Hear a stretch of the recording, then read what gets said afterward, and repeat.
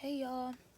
So on this video I wanted to talk about how there's peace in honesty, and there's peace in freedom from control. And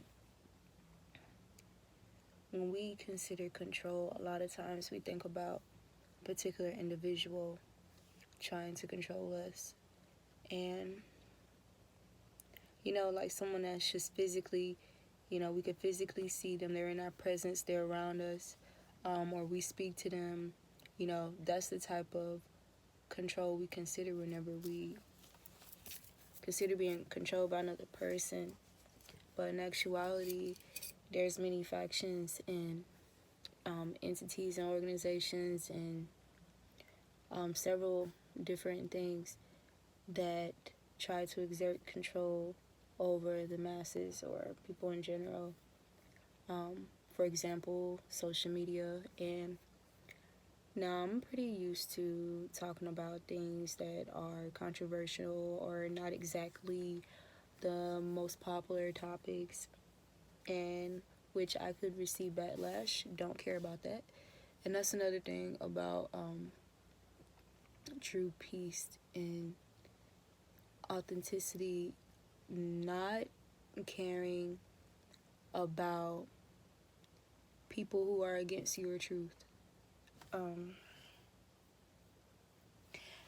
Especially if your truth is aligned with the universe. And so, going back to that freedom from control of, certain things. Now, personally,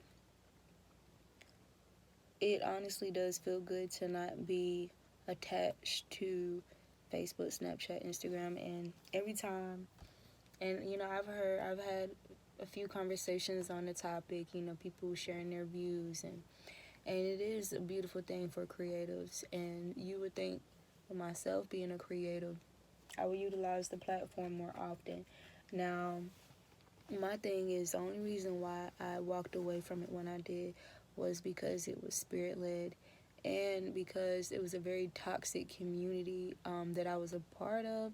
The spiritual community I found to be very toxic at the time, and there was just a lot of veils, a lot of guises, and just a lot of Neptunian energy, low vibrational Neptunian energy, just many illusions. And I say that because there was this particular karmic that I was dealing with, the first karmic that I actually dealt with on this level, and they were getting on some very high level lessons that I needed to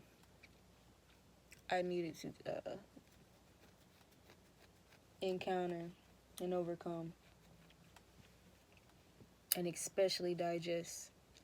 So my thing was, this person, like many other males in the spiritual community, very um, supportive of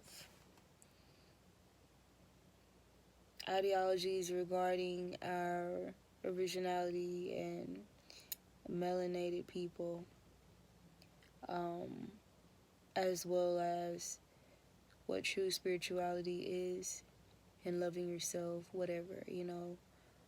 And this person behind closed doors didn't uphold the image that they were portraying online. Now, yes, we understand that there are several people mixed in the bunch who are like that, who are very inauthentic and create an image of themselves on Facebook because they're able to do that because they're behind a screen, and no one can really uncover who they are unless they actually experience them in real time.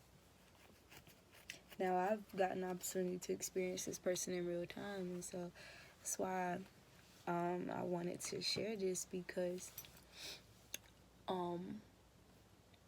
whether we had disagreements or we decided that we weren't compatible enough to be a couple, or to be romantically involved, that's not a problem. We have many soulmates, and not all soulmates or karmic, because some soulmates are karmic, not all soulmates are meant for us to uh, be romantically involved with. Some are just there to teach us lessons, to be catalysts of those of certain growths and ascensions, and then others are just friends, or like whatever. So yeah, we just weren't compatible enough. We weren't compatible for a relationship, but we were brought together for lessons, to uh, yeah, to set off lessons that we both needed to face and heal within ourselves. I'm sorry, I was so tired. And it's like, I know that it helped me with my insight, the fact that I experienced the person in real time, and some misdeeds that were done against me by this individual simply because of my ability and my strength to walk away, not chase them, and all of that, because I noticed they would kind of create situations where they would communicate and then run, because to try to get my energy more involved, like to get them to talk, to get them to do this, just trying to basically drain my energy and wanting me to just pour it into them, basically. So a lot that basically narcissistic strategy, to triangulate and circulate, energy, gaslighting, all type of shit, whatever. And whenever I notice how, basically, it kind of opened my eyes to uh, a deeper connection to my intuition.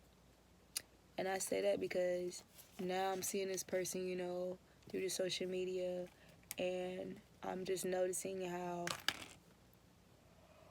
a lot of the stuff they was portraying was just bullshit, and people was just eating it up, eating it up, eating it up.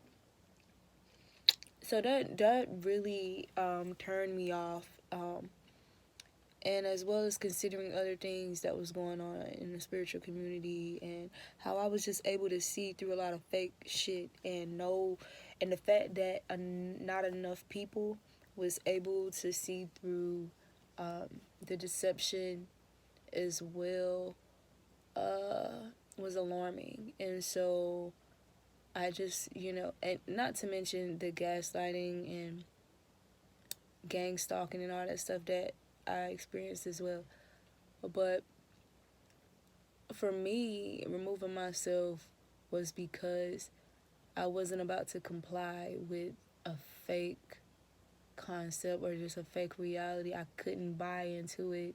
And when I was up there, that's all I talked about was truth. All I talked about was harsh truths, things, that a lot of us don't want to talk about, like family, sexual misdeeds and those type of things, how people normalize children humping one another, cousins and family members and stuff like that. That's a very normalized thing in the black community. But I'll talk about that on another video.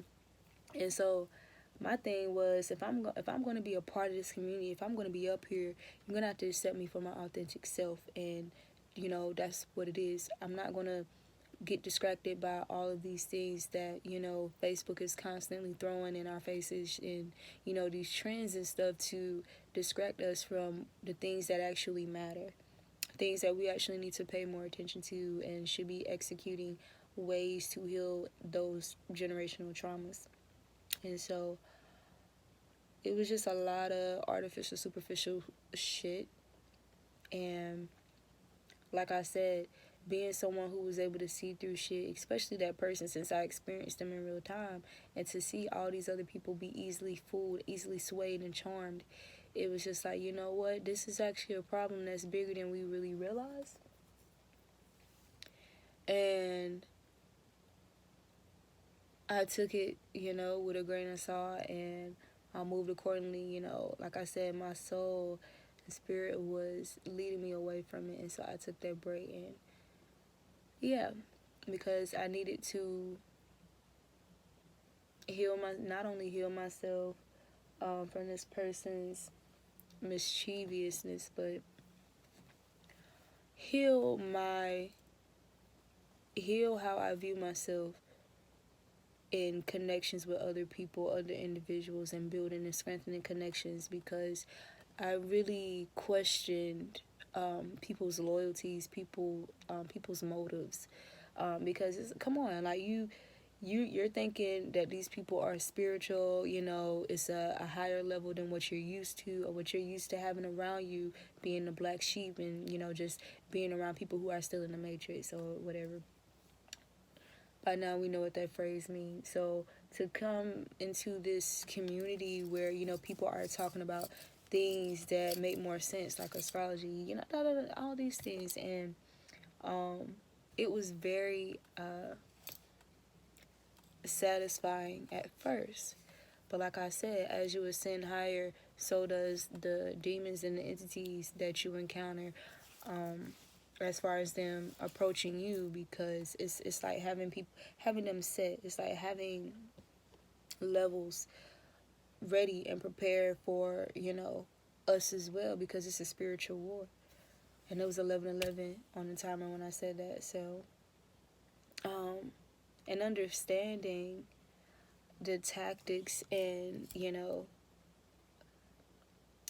of spiritual warfare, and the things that we overlook or we may acknowledge but not take as serious as we should, as far as like portals and things like that. So, and what you expose yourself to, because people carry entities, like how else are they able to really manifest and survive here, is because some people have voided themselves so much, emotionally and spiritually, because of lack of healing work and shadow work, that they become vulnerable and susceptible to these entities and spirits, and therefore used by them to facilitate their agendas and what they want to do. Hence Kamala Harris, Joe Biden, politics.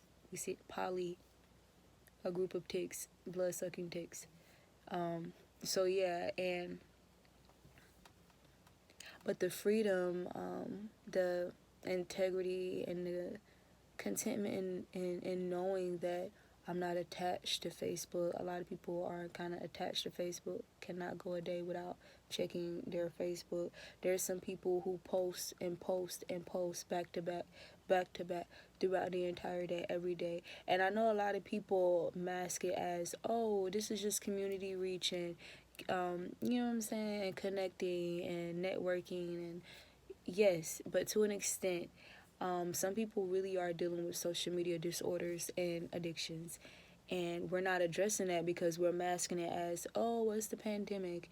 And, this is a way for, we have to virtually interact with each other more often to get closer, because we're, on quarantine. And blame it on quarantine and the pandemic all you want. This is something that was going on long before COVID. And I just feel like COVID and the pandemic only emphasized or fluctuated people's mental illnesses whenever it comes to their attachments and addictions.